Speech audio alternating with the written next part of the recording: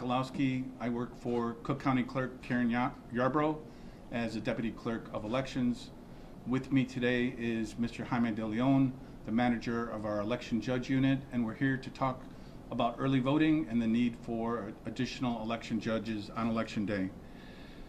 So today we're announcing the kickoff of expanded early voting in suburban Cook County. We know that suburban Cook County and the Cook County Clerk's offices manages the largest election jurisdiction in the state of Illinois, serving over 1.6 million voters. So on Monday, we're going to be expanding beyond the courthouses that have been voting currently to 53 total sites, where everyone is going to be able to cast their vote for the March 19th presidential primary election.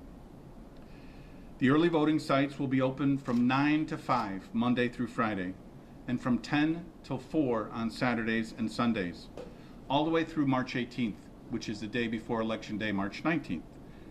I learned that. Voter registration is also available all through early voting. So any voter that is concerned that they missed any deadline, whether it be paper registered voting or online registered voting, you can register in person at the election sites, either in early voting or on Election Day.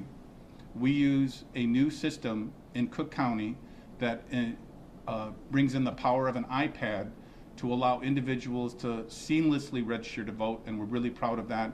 Our judges are proud of that, and most importantly, the voters are very proud of that. Our election team has been preparing for the presidential primary for a long time, and we're ready to go. Election Day, we have 1,431 precincts. Each precinct requires 5 election judges to man that precinct to make certain that we have the power to run the polls for democracy. With respects to mail ballots, we've already have more than 84,000 mail ballots in the system. People should understand, and voters should understand, that currently there is a permanent absentee list.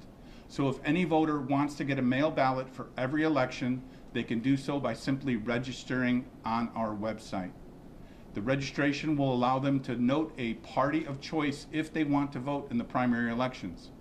So if somebody registered online and they didn't note whether they wanted a Republican or a Democratic ballot, they should elect to go back onto the website and mark that they want a ballot for this election. So, like I said, the 84,000 ballots are already in the mail. We've also produced over 1.8 million ballots for Election Day. On Election Day, you have to cast your vote in person.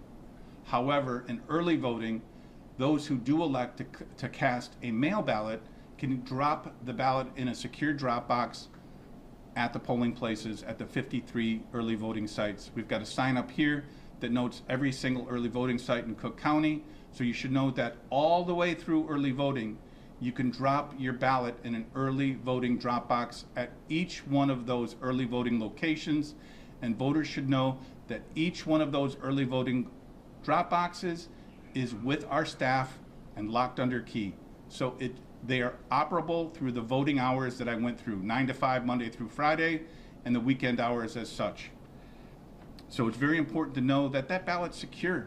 Whether you drop it in the mail, you can track it all the way through till it hits back to our office, and you'll even be notified when that ballot is counted.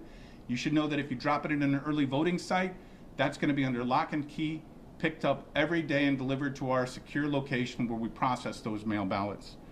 The processing of the mail ballots and our early voting is done through the manager of early voting and mail balloting, Christine Tucker, who is here if you have any questions after this press conference. So this weekend, we're working in cooperation with the Chicago Board of Elections. We'll begin on-site voting for pretrial detainees. People should know that Cook County is the only county in the country that allows individuals that are pretrial detainees at Cook County Jail who have had no rights taken from them will be casting live ballots this weekend and next weekend.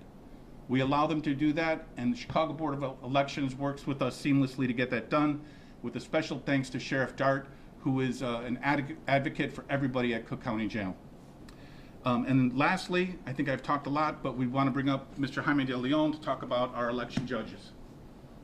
Thank you.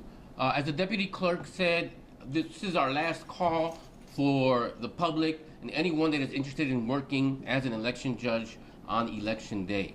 We have 2 roles, election judges who make $250 and polling place technicians who make $400. So we would love to have an additional 300 to 500 more election judges and polling place technicians to just reinforce the 4,500 judges we already have registered who are being assigned.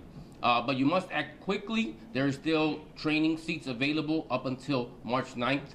So please go to our website, cookcountyclerkil.gov, fill out an application, and then enroll in the training class, and we would love to have you help us out on election day. Thank you. Thank you, Mr. De Leon. And it should be noted as well that we're looking for election judges that can serve the voters in 12 different languages. Every single early voting site and every precinct on election day will have the ballot available in 12 languages that are represented on some of the literature that is in the back of the room. So it's very important to know that those U.S. citizens that do not speak English proficiently at home, that are one of those 12 covered languages, should feel very comfortable coming in to exercise the rights that they have to democracy. So now we're going to take just a couple seconds to prepare for the walkthrough, because we want the voters to see what early voting is going to look like and feel like for them. And Tawana Jones has volunteered to be our voter today. Tawana is a supervisor of mail ballots, and you can film Tawana voting because it is a mock ballot. It is a training ballot, and she knows that she'll be making a selection for people like Greater Wells, President Roosevelt. So we just want the voters to understand what it